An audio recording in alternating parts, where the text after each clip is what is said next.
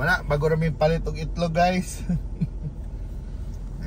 And welcome na. I think we're posting it on the new year na, pero so one interesting question sa atong Kali Minions question of the day would be, unsa na restaurant ang imong marabag gimingawan, unsa na restaurant na wa na karon na imong gimingawan, o di ba kanang wa na karon ba? So it means in English, which restaurant do you miss? Which restaurant that has closed already do you miss most, diba? So I found many interesting answers, like mga Wing Peas, Great Han, Tongyan. Some even answered restaurants that still exist namin lagwaan na. Like Snow Shin. May Snow Shin ay, although mana lahi ng Snow Shin, because kuha na kay naong na Snow Shin ba, lago na kay naong diba, kumpara tingin sa Snow Shin of old. But these are restaurants na paborito sa itong mga katauhan way back in the 80s. Bangag bangag way back in the 80s na wala na naagyapon karon, pero dili ni siya asikat pa. Pero mo na itong iingon, ana. And I think there are many restaurants that we miss already doesn't exist anymore. For example, Yum Yum 3, for example, my favorite there sa Rustan sa una. In Palabox, my favorite in Yum Yum 3, ang kanila Clubhouse Sandwich. It's a snack bar basically in Rustan's that I miss. Missed na. What else? I would say Junjun and Malus sa barbecue lang, wa pa ng Matya sa Matya. Before sikat ng Matias, there was a place called Junjun and Malus. This tapad, I think mo na yung McDonald's karon des. Basta diha na dapit. Diha sa AS Fortuna. That has been our favorite when it comes to barbecue by especially maligom ig dagat going to Lapu-Lapu City sa Upon. Mahapit may Junjun and Malus. Yes. Nabit kailang barbecue. Diba? Mana. And what else? We're speaking of barbecue. There's a place called Rick's Barbecue na ganito sa lami sa dito. Diba? Mana. I think that's the father of Bo's Coffee. Ang papa na. Pero mana mga old favorites, even Larsian sa una. Diba? Kato yung Larsian. Diba ka na mga original din na Larsian na mga barbecuehan. Para na-miss na ako mga food memories. I think, what else? Kada mga Brutus sa una, kada sa Mango, kada na Brutus di sa Fuente. I remember na Brutus di sa Fuente doon sa Larsian. Na Goldie. Then there's Mango Brutus also sa Mango Avenue. Diba na bitaw no, daghan ng restaurants bitaw sa una na karon mga Don Henrico's. So di ba, Don Henrico's I think was a restaurant from Baguio that opened a branch just Ayala. Of course even Pizza Republic, I think sa mga recent ones, one of the malingaw sila na is Pizza Republic, and where you make your own pizza. Bitaw no, daghan man day mga steakhouse, David Steakhouse. Dagan sa nangawa di, uy. Pero sige lang. Pero wala. I think there are restaurants that we miss already, kana mga nanarado na lagi. And what's yours? Do you have any restaurant, any part of the world, or especially in Cebu, or that you missed already? Na wish it was open, that you wish it was still open. Diba? Kay magnindot man dira mga ngano man, diba, ngano na narado na, diba, there were like pizza places, ito mga Pizza King, diba, alam mo nga na ba mga nangawa rin sa Cebu. I think Wendy's, but Wendy's still it does exist around the world, walang sa Cebu. Pero mo na, nadaghan yun. Makalingaw na akong question of the day. I got a lot of great responses. Mga Win Peas pa di ay, Pete's Kitchenette, Daghang mga lambing kananan sa una na how you wish dapas la karon, di ba? We wanna bring back memories, nostalgia, ug uban pa, di ba? Kay pag even the port tingali unuhay ka na sa waterfront sa una, daghan sa gimingaw na ilang all you can eat.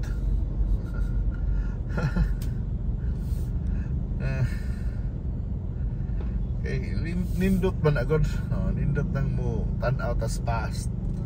And I think for the present generation to also check out that list sa atong narara sa Kalami Cebu on Facebook, because basin day or kamo kaliwat mo itong mga nag-open ana, diba? Then inyong i-revive sa manidiri na sa aksidente. Ayaw na sa aksidente. Oh shit, sa aksidente motor kontra pa yun yung nakuha sa struggle nilang kontra. Guba, naipit. Saan ito? Grabe ha, gud atong mangga ade uy. Mga akong delikado gid. So malang careful lang ta.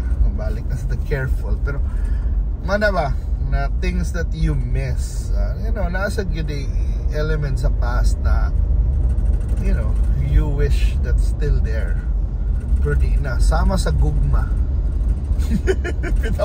Bitaw ang uban bitaw, they have fun memories in certain restaurants because they're important events in life happen there. Like for example, like gimingaw sa let's say sa White Gold House or sa kay dito ilang reception, nasa iban gimingaw sa Great Han kay dito ko na ilang reception sa kasal. Di ba naman ko nga na managsayangan ka ba na narado na diha man ka sa una ba, diha na kay memories ba, na kay pictures, na kay happy memories, di ba? Diha mo nag first date o daghan naging ana ba wa na, di ba? Diha mo nag first date, iban gimingaw sa Ratski, maybe dito sila nakita siyang uyab or dito sila pirmi mag-inom silang barkada, di ba? Mo naging ana ba na murag mao ni mong migawan, mga maybe diskuhan, mga voodoo, mga naman lang mga ganang lugar ba na you wish na pa. Okay, because it was important to you. Pero mao lagi namang ginay, change happens na ginay, I don't know, usay kung dugay na sila, usay wala ni inherit, diba? Wala na manage yung maayo, namatay ang tag-iya, ang mga sunod, mga anak di interesado, paano yun na di na problem sa mga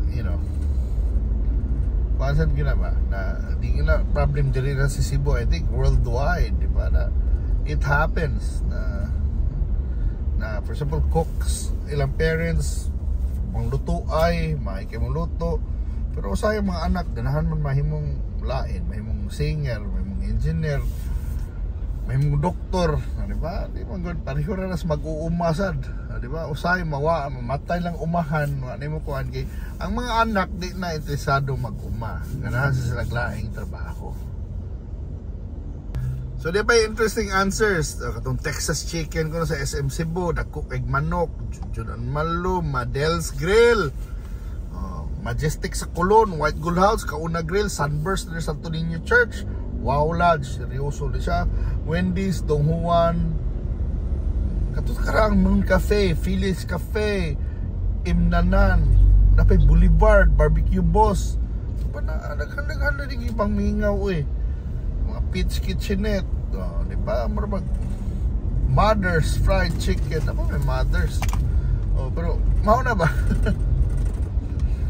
Naghan yun of memories, di ba? Hopefully you always cherish kanang usay take for granted ba na itong mga restaurant ba na di atakaon o di kakaon kananan ka diha yan kadugay wa di na takibaw mangod para lang fast food kanang mga Goldie, di ba? Wow. Even Brutus lahi na yun sa doon ba, sa una sikat yan ang Brutus, sa ng Brutus.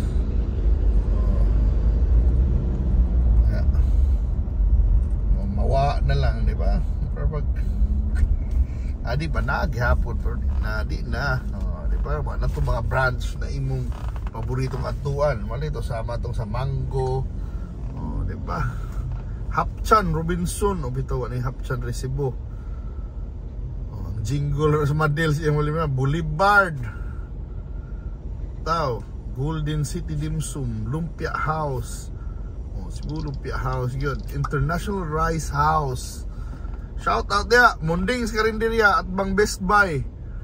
Nio Chicken and Beer, Tonios. State Fair, Fairmart. Fairmart ba noon? Mana State Fair actually na.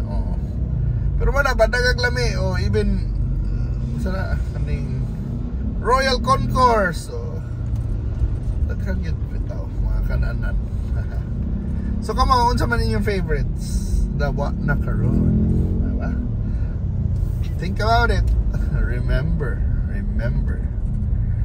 the past, of course. Kaya lami gina. Na pinaka lang mga karong mga panahon na mga bagong tuig na, it's nice to look back. Not only sa year that has passed, but also the years that has passed. Na hopefully we will cherish. What is now, what is there now, but also look forward sa future. Change happened, change is coming, and nagay mga nostalgia, but sama ko na ninadalan, manay pagka kaning tunnel, manay pagka ito 20 years ago, manay would have thought, di ba na naningali ang Cebu. Mapanhaw kita itong mga tao na nangawa na sa 1980s or 1990s. Waas lang kay Bao Nindana. Di ba? So mana, let's learn from the past lagi and look forward to the future, because change is constant mga. Life is a constant change, but of course it would be nice once in a while we remember yun lagi itong mga places na nasa itong core memories na wala karon para di yun malimtan, and hopefully makaremember ang bang tao kay upan ba yan dapat ito mga short prabaya itong memories na lahi na yun ang panahon ron. I mean, we have the children now grow up seeing Starbucks na, international brands, common na nila, Starbucks, McDonald's, KFC. Even sa ato mga national brands like local and international brands like Jollibee, mana ba na ikuan na nato na there was a time na wa pa na sila o was it the Kaibaw in the future. Those things that we just take for granted, we see every day, might not be there anymore. And while they are still there, cherish it, love it, take care of it, and of course, create memories there, or find ways to, make those memories last. Diba? I'm not only talking about restaurants, but also talking about people, diba? Uy, nasa dire, sama ni, uy, nahigitakop, nasa nagubaan di ay, okay. So matraffic yun na lagi dire every time na magubaan. But thank you so much for watching. Diba? Here are some of the new things here in Cebu. There's New Star on the left, and on the right over there is our SM Seaside City Cebu. And even this road kintahay bago din sa paningin. And I hope to see you na sa susunod na itong drive, lag. O kupan, di ba? Keep on supporting Calamity Cebu. Huwag mo ilingaw kung ganahan mo mga hatag o regalo. pwede rin nyo i-Gcash. Hoy. It's 0917-414-2612. Diba? Let me repeat. 0917-414-2612. Diba?